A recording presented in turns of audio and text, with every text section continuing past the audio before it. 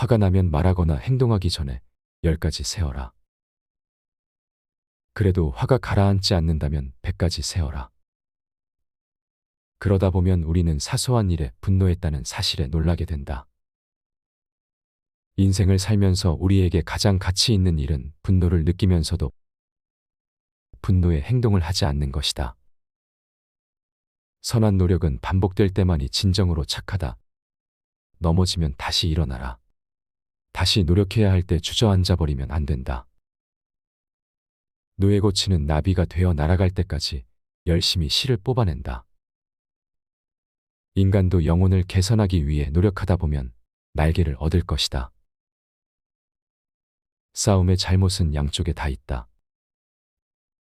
사람들 사이에 싸움이 벌어진다면 정도의 차이는 있지만 어쨌든 양쪽에 다 잘못이 있다.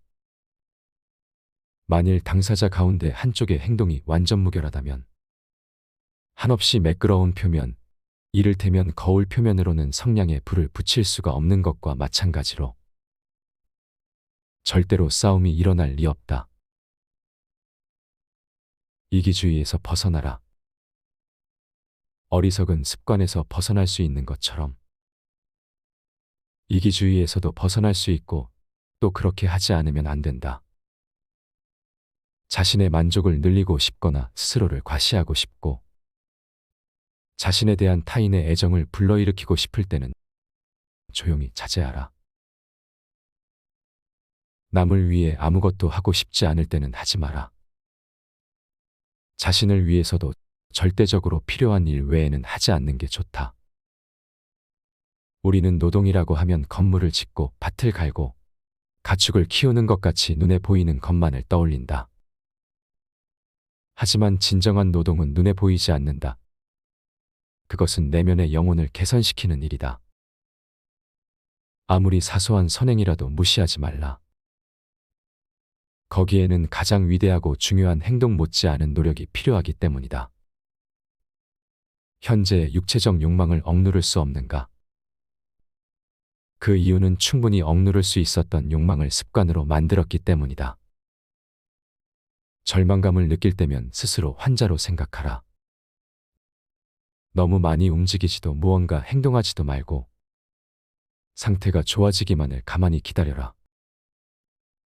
우리에게 일어나는 나쁜 일들을 환자가 먹는 약처럼 생각하라.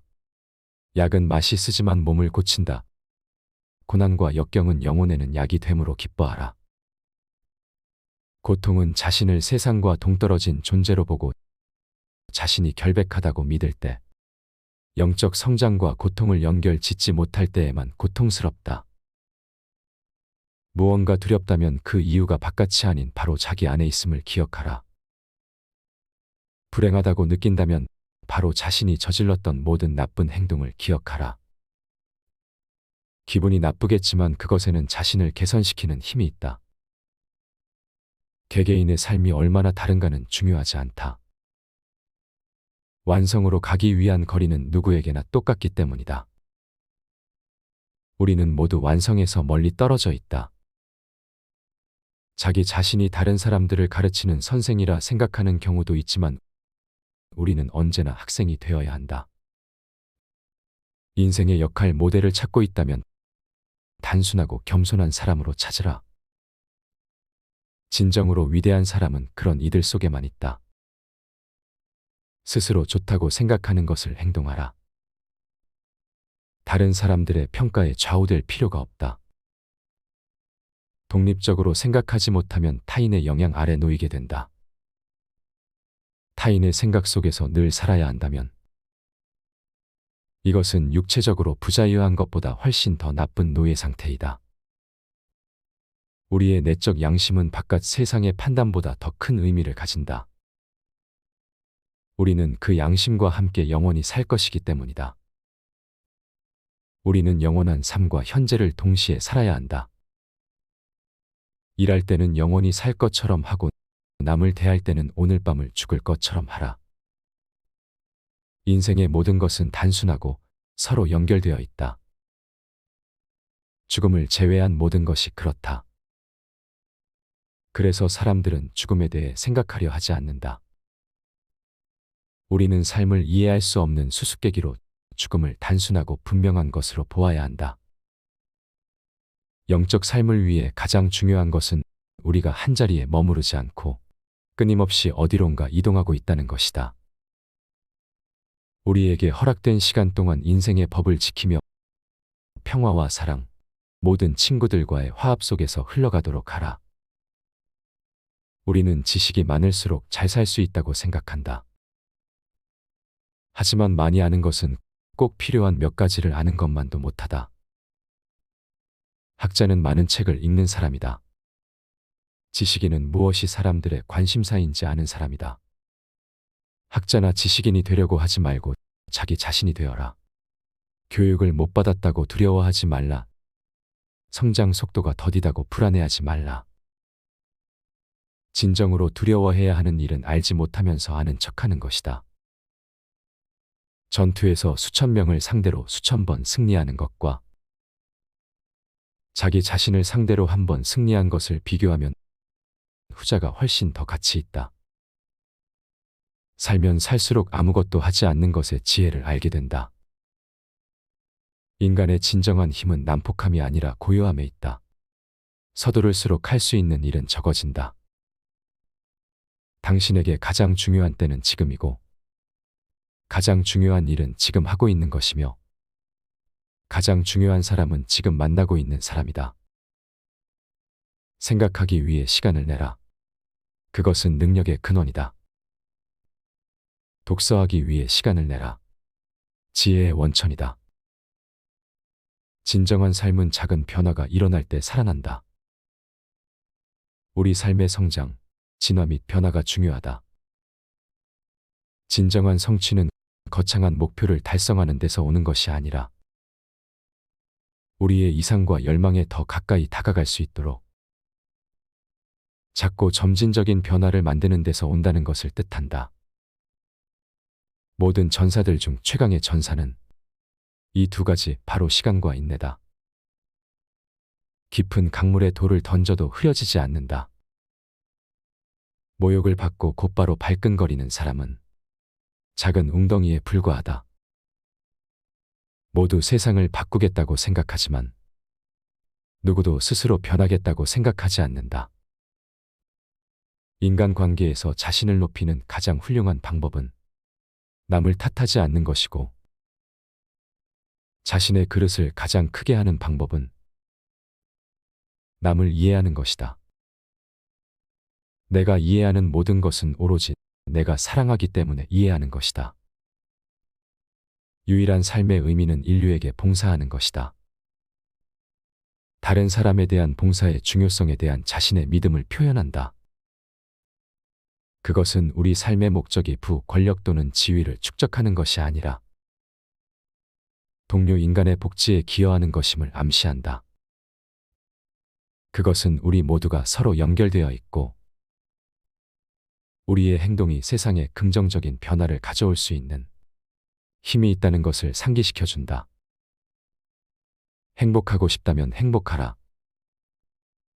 행복이 우리가 기다리거나 노력해야 하는 것이 아니라 현재 순간에 경험할 수 있도록 선택할 수 있는 것이다. 그것은 우리에게 행복이 마음의 상태이며 우리는 그것을 우리 자신 안에 키울 수 있는 힘이 있다. 단순함, 선함, 진실이 없는 위대함은 없다. 우리의 모든 노력에서 겸손, 성실이 가장 중요하다.